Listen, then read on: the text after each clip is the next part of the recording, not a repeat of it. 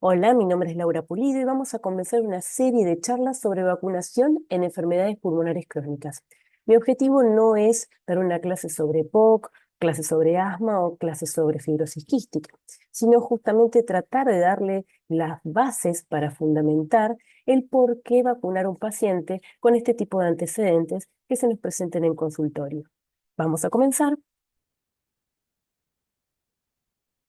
Primero que todo, no puedo dejar de comenzar con este estudio de Menéndez, Torres y Silionis, que son como referentes en infecciones respiratorias, que hablan sobre vacunaciones en adultos contra infecciones respiratorias. Y como podemos ver en este cuadro, hablan de las comorbilidades crónicas y condiciones que aumentan el riesgo de enfermedad severa por diferentes patógenos respiratorios más prevalentes como lo son el neumococo, la influenza, COVID-19 o virus incisional respiratorio.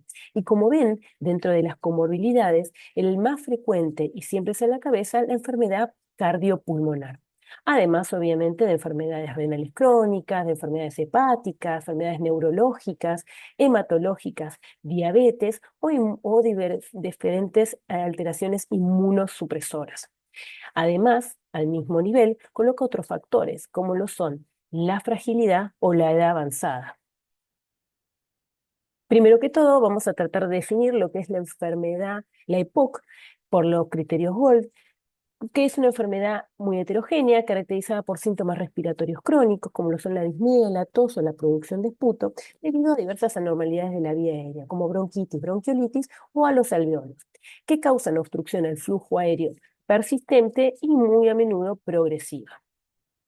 Cuando hablamos de EPOC, podemos tener, por ejemplo, estas dos pacientes, que como una similitud son que fuman las dos. Pero para hablar de EPOC, tenemos que tener en cuenta otros factores, como lo son la etiología, como lo son la inflamación, o tomarlo como una enfermedad tanto inflamatoria como sistémica, la edad y la fragilidad del paciente, y las diversas comorbilidades, que quizás nos lleven a pensar más en un paciente EPOC como la segunda más que la primera. Y siguiendo lo que es la etiología de la época, en los últimos 2 años ya las guías Gold han propuesto esta taxonomía con diferentes clasificaciones dentro de las diferentes etiologías que puede tener la época. El cigarrillo no deja de ser una de las causas más frecuentes, pero está dentro de otra bolsa, de otra caracterización que habla de clasificación, que habla de la época ambiental. Está dentro, obviamente, el cigarrillo, pero también no nos olvidemos del vapeo, el uso de cigarrillo electrónico o el uso de cannabis. También la exposición a humo de biomasa, como, como lo es la exposición al humo de leña o a la polución ambiental o enfermedades ocupacionales. También hace especial hincapié en todo lo que es el desarrollo abnormal, y esto que comienza desde la vida intraútero del paciente, ¿sí? Por ejemplo, cigarrillo tanto activo como pasivo de la madre. Después, en cuanto inherente al niño per se, también comienza desde su relación intraútero hasta el día cero de vida, como por ejemplo aquellos pacientes que son prematuros o tienen bajo peso al nacer. Ya hay una falla en ese normal desarrollo del pulmón que hace que tenga mucho más factores de riesgo de desarrollar EPOC en la adultez. Además, tenemos otras causas como son la genética, más o menos un 0,8% de déficit de alfa-1 antitrypsina. Em, EPOC debido a infecciones. En Argentina, la causa principal infecciosa de EPOC es la tuberculosis. El binomio EPOC y asma y causa desconocida. No debemos, no debemos olvidar el segundo término, que tomar la EPOC como una enfermedad inflamatoria. Por un lado local, como por ejemplo humo de cigarrillo biomasa, agentes infecciosos, el estrés oxidativo que se da con la edad. Esto crea todo un reclutamiento de neutrófilos, de macrófagos, de células T, que genera una hipersecreción mucosa y una cascada de citoquinas proinflamatorias que lleva realmente al daño alveolar. Y con esto, la limitación progresiva al flujo aéreo. También debemos remarcar que esto lo vemos más en asma, pero justamente en los últimos años ha cobrado importancia en la EPOC, donde el perfil TH2 con el reclutamiento de eosinófilos nos sirve para evaluar el tratamiento quizás que debemos seguir, si biológicos o corticoides, con siempre el objetivo de reducir las exacerbaciones. Vamos al tercer tema, que es muy importante en pacientes con EPOC y enfermedades crónicas en general, que hablamos de envejecimiento y fragilidad. Se prevé que la población de adultos mayores sea incrementada a nivel mundial. En Estados Unidos, por ejemplo, vemos que para el 2060 va a haber un 23% de la población mayor de 65 años. A nivel global, un 16% para el 2050 tendrá más de 65 años. Cuando hablamos de Latinoamérica, por ahí podemos especificar más en Argentina. Vemos, por ejemplo, que para el 2050 ocurre algo parecido que en Estados Unidos. Entre un 22 y un 23% va a tener más de 60 años dentro de la población argentina. Cuando hablamos de envejecimiento, fragilidad, no podemos dejar de hablar de la inmunosenescencia o el inflammation. La inmunosenescencia es la reducción progresiva de nuestra respuesta del sistema inmune, ya sea respuesta innata o respuesta adaptativa, secundario a la edad. A lo largo de la vida vamos acumulando factores ambientales que generan una alteración en nuestra respuesta inmune con la consecuente producción de citoquinas proinflamatorias. Esto hace que se genere un estado de inflamación permanente que lo conocemos con el nombre de inflammation. Y esto traigo a colación justamente una propaganda canadiense de concientización de que habla y la pregunta es ¿cómo serán tus 10 últimos años de vida? ¿Cómo querés que sean tus 10 años últimos de vida? Y habla de un paralelismo, ¿sí? Entre el deporte o el sedentarismo, qué medio de transporte querés usar, entre qué cosas querés elegir, cómo querés pasar el tiempo.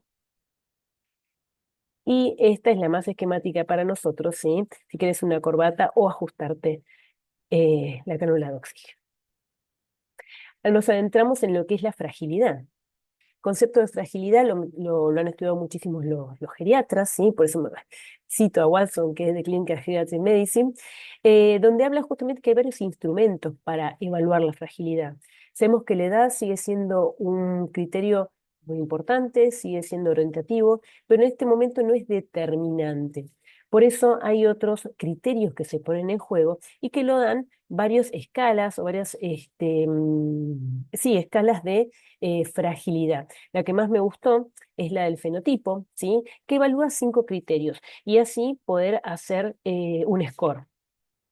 El primer indicador es la pérdida de peso no intencionada, el segundo es la debilidad muscular, tercero el cansancio fácil o baja resistencia a pocos esfuerzos, el cuarto lentitud al caminar y el quinto pobre capacidad para realizar actividad física.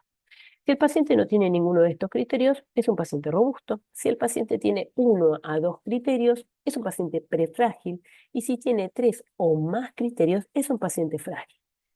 También quiero citar el estudio de Hugendick, el de Lancet de 2019, donde habla justamente de la progresión en esta fragilidad. Se ponen en juego varios factores. Por un lado, factores demográficos y sociales, como lo son la edad avanzada, el sexo femenino, el bajo nivel socioeconómico o el bajo nivel educacional.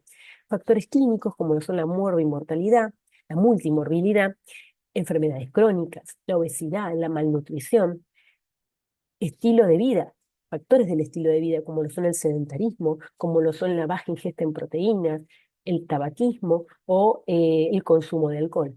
Y por último, factores clínicos, como lo son la inflamación.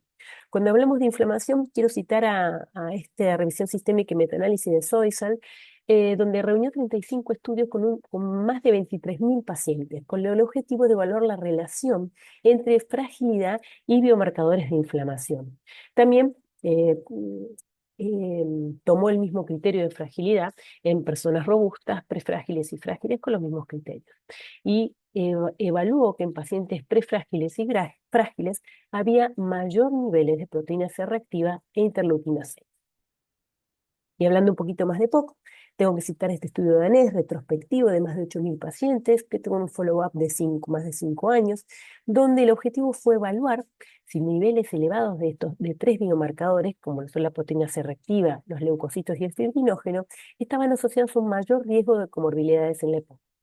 Los resultados fueron que los pacientes con niveles elevados de estos tres biomarcadores tenían un riesgo significativamente mayor de enfermedad isquémica del corazón, infarto agudo de miocardio, insuficiencia cardíaca, diabetes tipo 2, cáncer de pulmón y neumonía. Cuando hablamos justamente de comorbilidades, no puedo dejar de mostrar el famoso comorbidoma, que es este gráfico donde ejemplifica la complejidad de un paciente con EPOC. No es solo el EPOC con todo lo que conlleva de su inflamación local, sino todas las comorbilidades que tienen diferente prevalencia y diferente riesgo de mortalidad que se asocian a la enfermedad pulmonar obstructiva crónica. Todo esto que hablamos, ¿qué implica? Hay una menor respuesta inmune frente a infecciones que los adultos jóvenes. Múltiples consecuencias, como la mayor susceptibilidad a infecciones virales, como lo son la influenza o a bacterias, y además que todo esto disminuye la respuesta a vacunas, la eficacia vacunal. Por eso no puedo dejar de citar este estudio de Howe del año pasado, donde justamente habla de diferentes estrategias para tratar de balancear esta inmunosenescencia en pacientes adultos mayores para definiendo diferentes estrategias, como por ejemplo las vacunas de alta dosis, las vacunas multivalentes o las vacunas adyuvantadas. Cuando hablo de EPOC, no puedo dejar de hablar de exacerbaciones en EPOC. Las exacerbaciones son eventos caracterizados por un aumento de disnea y o tos o esputo que empeora en menos de 14 días y que puede estar acompañado de taquipnea y o taquicardia, y a menudo se asocia a un aumento local y sistémico de inflamación causada por infección, contaminación o algún otro daño de vías respiratorias. Se pueden clasificar en leves, moderadas o severas según el tratamiento para mejorarla. Cuando volvemos a las guías GOLD y citando uno de los objetivos más importantes para reducir el riesgo, está la prevención y el tratamiento de las exacerbaciones. ¿Por qué? ¿Qué implica tener exacerbaciones? Esta, que altera la calidad de vida por al menos 12 semanas, 37% más de deterioro de la función pulmonar, duplica el riesgo de infarto de miocardio en los 5 días siguientes a una exacerbación. Hay casi 14 veces el aumento de incidencia en hospitalizaciones. Y esto lleva un 55% de mortalidad a 5 años después de una hospitalización severa por EPOC.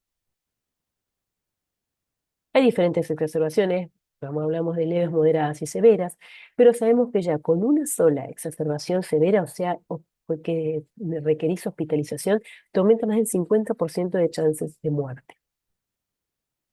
Cuando hablamos de etiología, la principal son las bacterianas en un 40%, los principales son el Haemophilus influenzae, el Streptococcus pneumoniae, también le sigue el Moraxella catarrhalis o la Pseudomonas, Mycoplasma o Clemidia pneumoniae.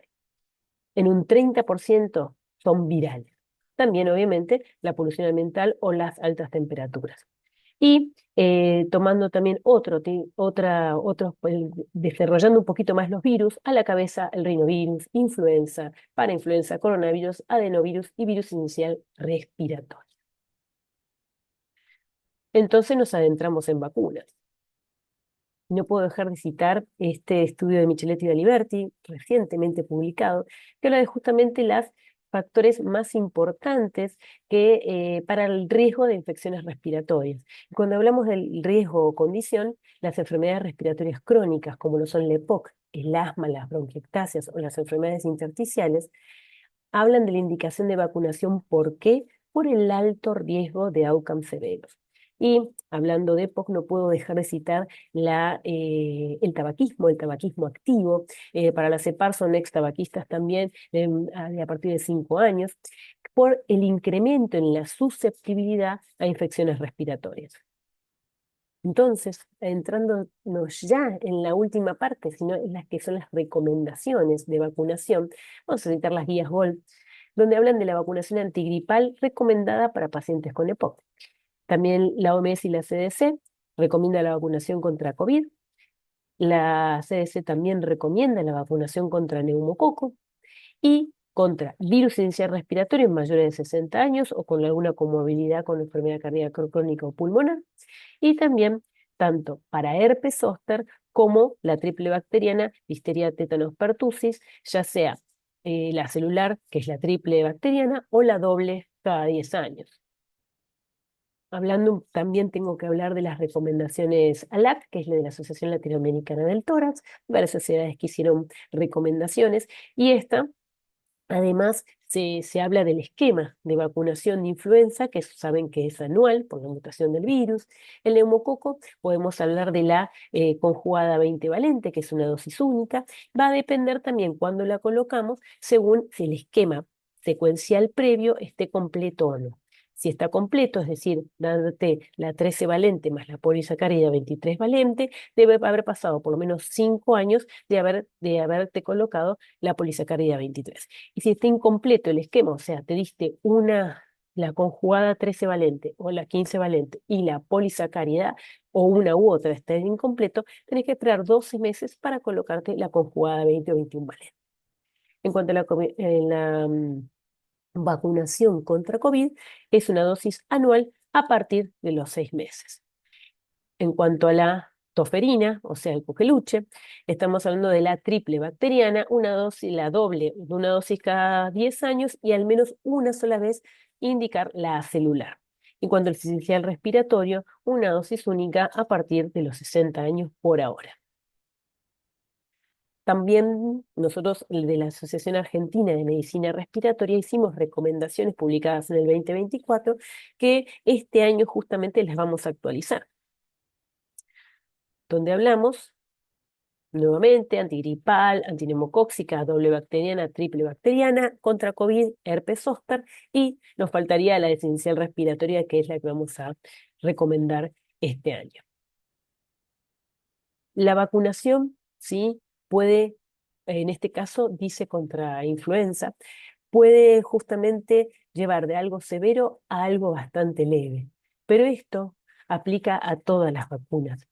Desde Fundación Vacunar queremos que justamente jamás se pierda una oportunidad de vacunar. La mejor vacuna es la que llega al brazo del paciente y tenemos que tener en cuenta siempre que vacunar es un acto individual, pero tiene un gran impacto colectivo. Muchísimas gracias.